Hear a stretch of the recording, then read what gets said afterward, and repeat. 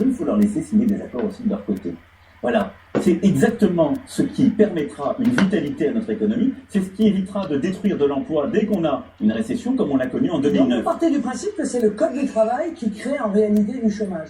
Ça c'est une vision quand même qui est assez particulière. Moi je pars du principe, et c'est encore une fois ce que disent les TPE-PME que je rencontre, monsieur, vous savez beaucoup plus que vous, car encore une fois, autour de ma table à moi, il y a des TPE-PME, autour de votre table, il y a souvent des pour aller faire des selfies comme avec les salariés de Whirlpool. Oh, ne soyez pas méprisants une fois de plus avec les salariés mais moi, je suis pas méprisant, j'ai passé du temps avec eux.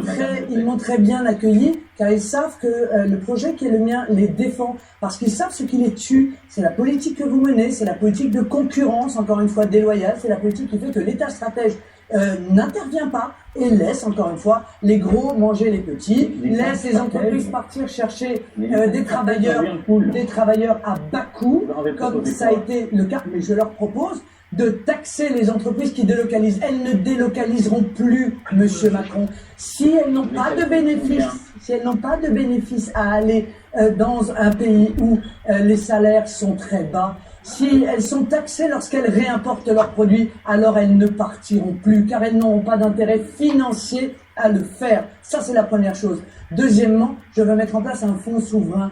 Un fonds souverain qui permette d'intervenir, par exemple, dans un dossier comme Vivart, qui est en train d'être dépecé par des fonds vautours. Eh bien, moi, je crois que l'État doit intervenir, confier un fonds souverain à des chefs d'entreprise et avoir en même temps les deux qualités, celle de l'État qui est la durée et celle du privé qui est l'efficacité, en réclamant à des entreprises qui sont viables des rendements qui sont raisonnables. Quand vous considérez encore une fois que la loi du plus fort doit s'appliquer et qu'il est normal que des entreprises se dépêchent les unes les autres. C'est ce que vous avez organisé lorsque vous étiez à la tête de la Banque européenne. Madame Le Pen, vous savez, j'ai nous devrions avancer, ça existe. Ça existe. Il y a quelque chose qui s'appelle l'agence des participations de l'État, où l'État peut investir dans une entreprise. J'ai décidé, par exemple, quand Peugeot était menacé, l'État a investi et monté au capital pour sauver l'entreprise. Bah vous voyez, je le propose, vous dites que c'est quelque chose. Non, j'ai rien dit, je vous ai écouté. C'est intéressant parce que votre solution géniale. Non, monsieur Carla, c'est un fonds souverain que je confierai moi à des chefs d'entreprise. Donc ça, c'est ce qui existe à la Banque publique d'investissement. Non, ça avait été créé. Si, mais c'est pas une banque que je veux, c'est un fonds souverain.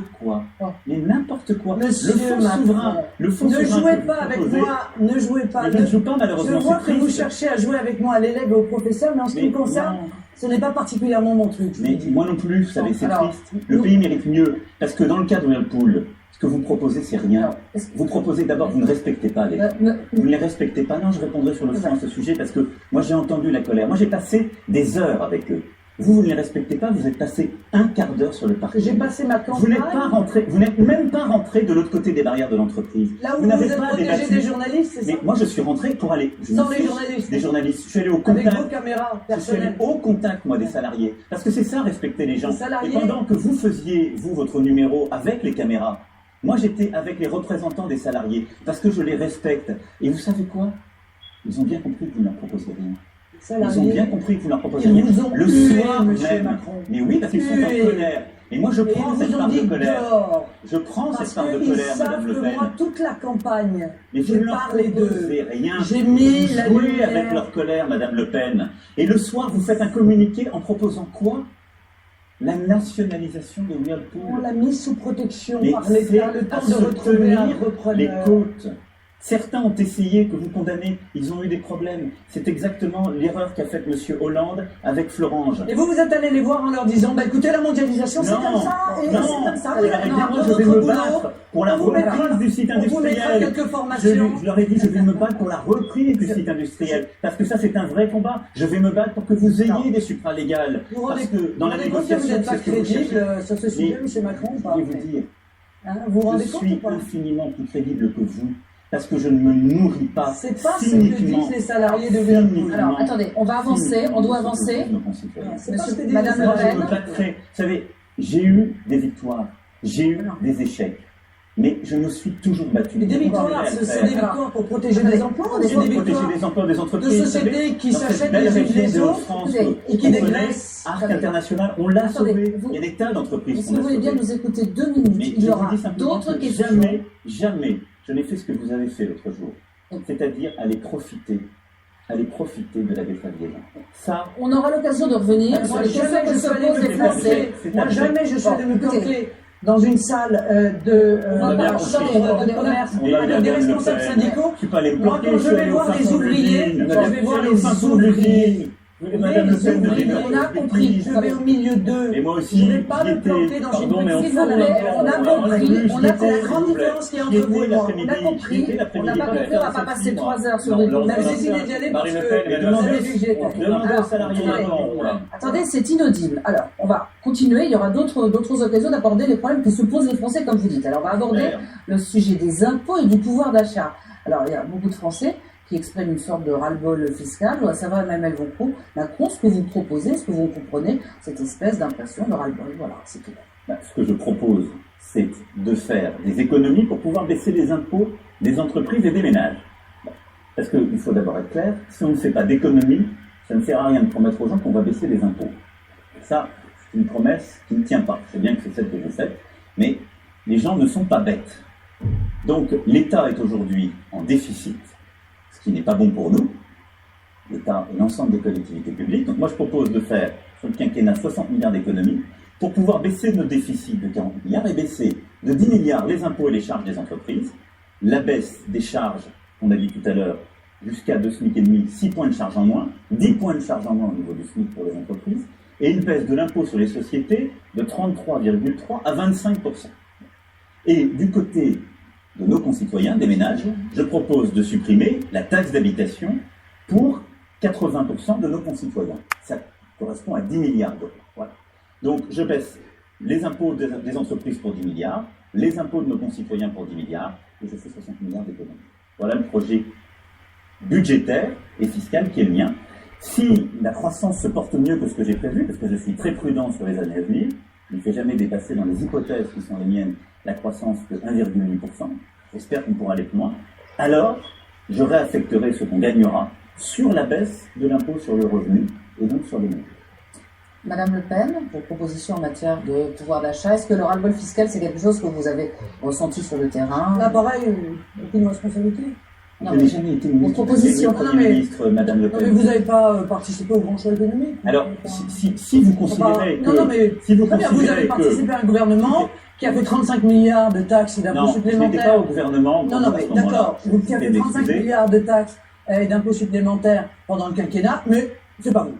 Ok, je n'ai jamais été en charge de ce sujet. Vous voulez baisser la taxe d'habitation, ce qui, moi, me va bien pour les petites taxes d'habitation, mais en revanche, donc 10 milliards, hein, c'est ça?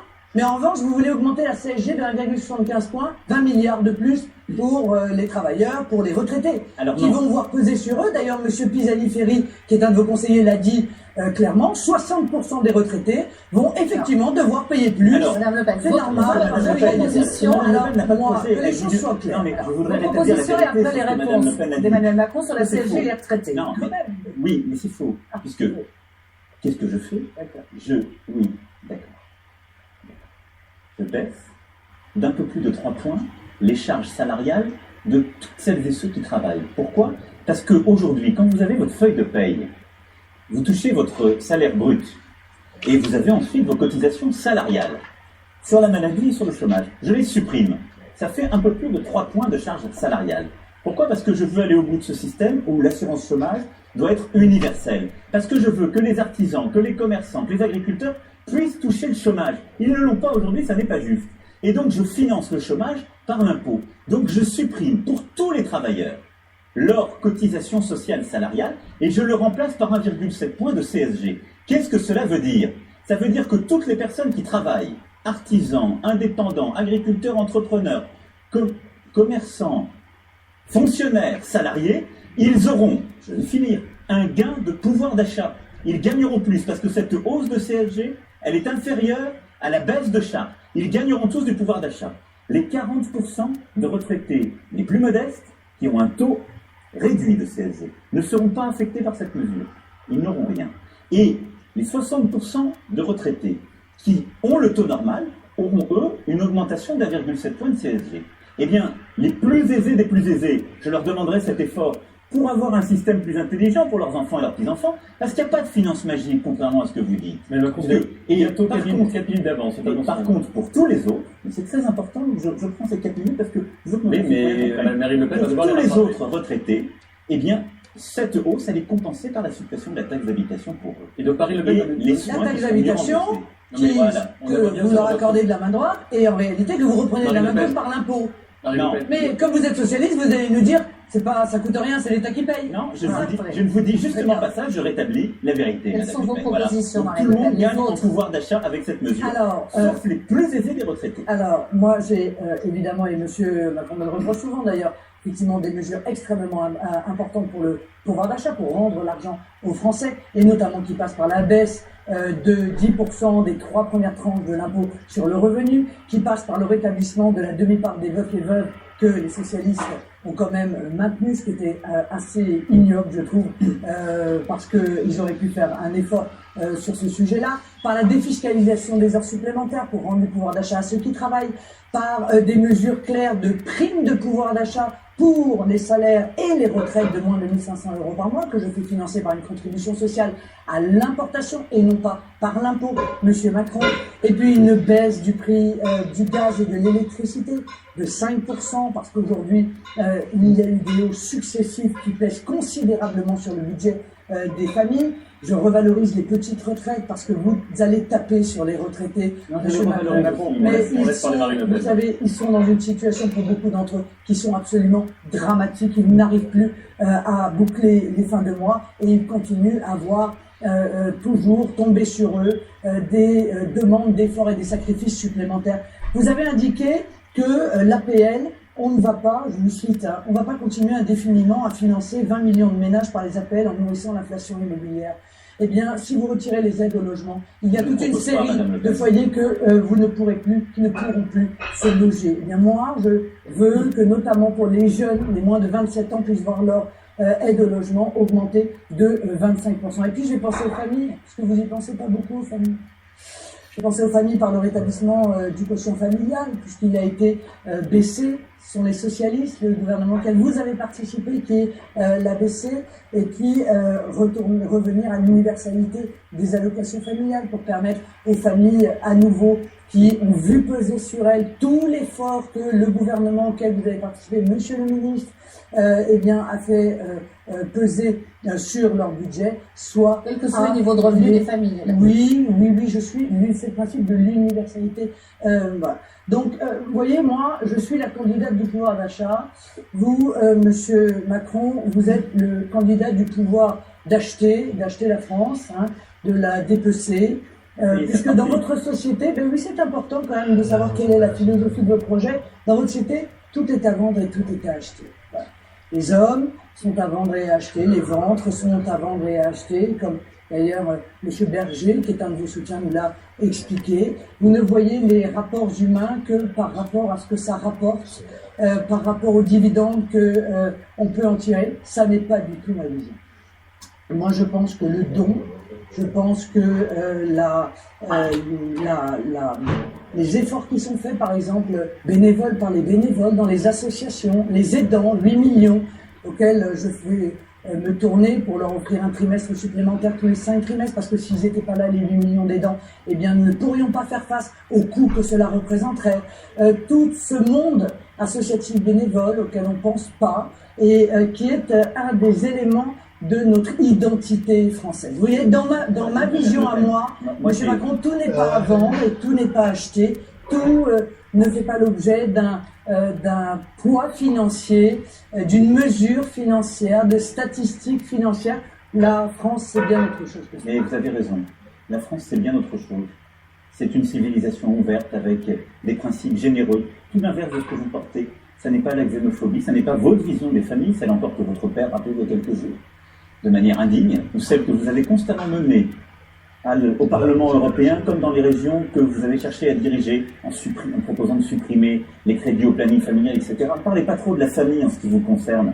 Vous avez une vision de la famille qui n'a jamais été la famille française. Mais moi j'ai une question à vous poser.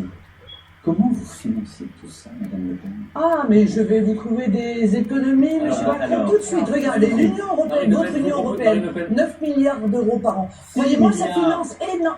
6 milliards, Madame Vous Le oubliez Pen. les droits de douane pour reverser à l'Union européenne. Mais non, c'est 6 milliards en oubliez moyenne. les droits Enfin, de douane. qu'importe. Alors allez-y. On a Non, mais entre je 100... note que vous êtes en fait moins technique que ce que vous voulez bien laisser Non, croire. mais je suis Marine Le Pen, Moins au courant. je vous propose Moins cette au courant question.